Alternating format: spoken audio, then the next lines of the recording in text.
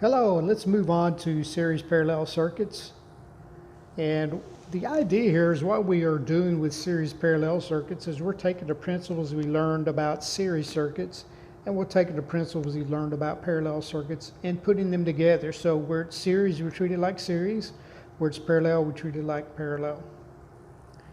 So I did want to talk to you about about what this looks like. I've drawn a very simple series parallel circuit here. So this part of the circuit is series where you see R1 and R2 and 3. This part of the circuit is parallel. All the current will go through this resistor in R1 and the voltage drop in R2 and 3 will be the same. So there's a couple of ways we can do to analyze this. There's a resistor equivalent technique that I used when I was in school. However, I've gone to something different now, which I think is more effective and more understandable, and that's what I call the straight line extraction process. And this basically simplifies our circuit so we can analyze it.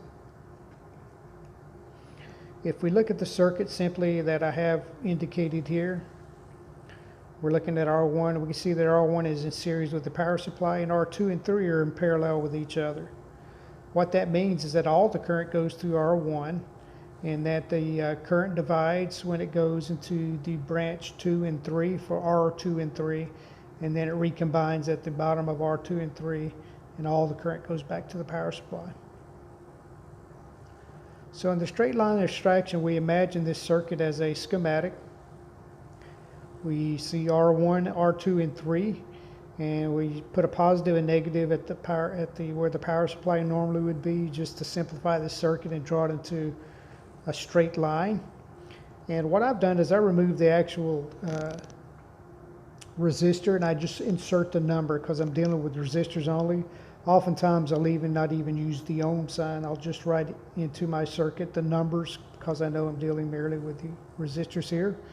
I've gone here to show that we have 100 in series with R2 and 3 in parallel.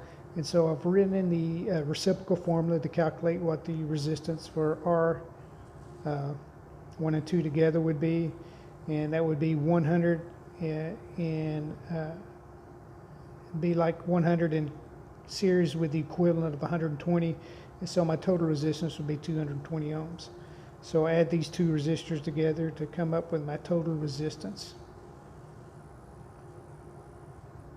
Now we could do this with more complicated circuits like I've done here on this page.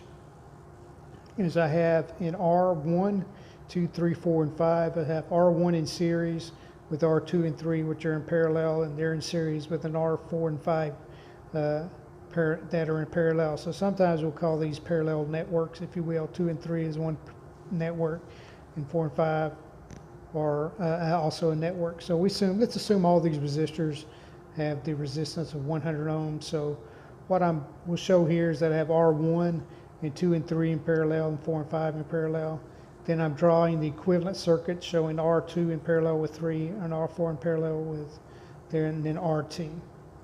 So if I were to do that, if we simplify that circuit and I come back and indicate, just insert the numbers here, I have 100 in all places. The 100 in parallel with each other will be equivalent to 50 ohms, and then my total resistance will be 200 ohms. Now let's continue to analyze this and apply a voltage. Let's say that I take this circuit and attach it to a 9-volt battery or 9-volt power source. So after we find the total resistance, we calculate the current and voltage by working back through the extraction. So let's say I have 9 volts and I apply the 9 volts to this equivalent 200 ohm resistors. That would be a voltage or a current of 45 milliamps. So then what I do is I take this 9 volts and I apply it and I work my way backwards to where I have 100 in series with 50 in series with 50, and that would show my voltage drops of 4.5 volts over the 100 ohm resistor and 2.25 volts over the 50 ohm equivalent. And then I take one step back and I've sort of laid this straight line out backwards. So if I look at R1, as I have 4.5 volts in across the 100 ohm resistor and a voltage of 45 or a current of 45 milliamps. I have these two resistors, a 2 and 3, that are in parallel with each other. So that means that the voltage is the same. This 2.5 volt is the same voltage, but the current splits 22.5 through each one of those. And then if I look at my last network, R4 and 5, these both are 100 ohm resistors. The voltage drop on them also is 2.25 volts, 2.25 volts. It's that one voltage over both resistors, and the current splits at 22.5 milliamps. So hopefully this will help you. This is sort of the first introduction to series parallel. We'll do quite a bit of work on these circuits to better understand how they work and what we can do to better understand them. Hope you have a great day.